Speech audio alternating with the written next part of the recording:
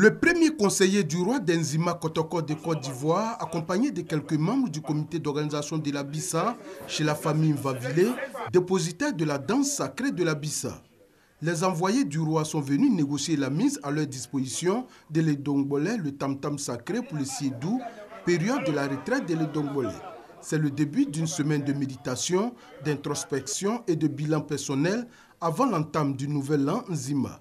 C'est une période au cours de laquelle certaines habitudes sont proscrites. À partir de cet instant-là, il n'y a pas de musique.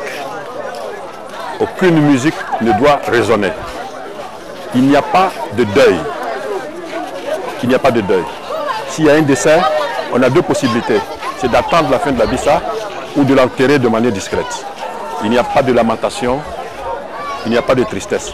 Nous allons entrer dans la joie et manifester donc notre plaisir, notre joie pour la nouvelle année. Les rituels terminés, l'Endongbole est conduit dans la forêt sacrée où il en ressortira une semaine plus tard, début de la Bissa ou des festivités du nouvel an du peuple Nzima. Cette procession à la forêt sacrée se fait dans une ambiance festive.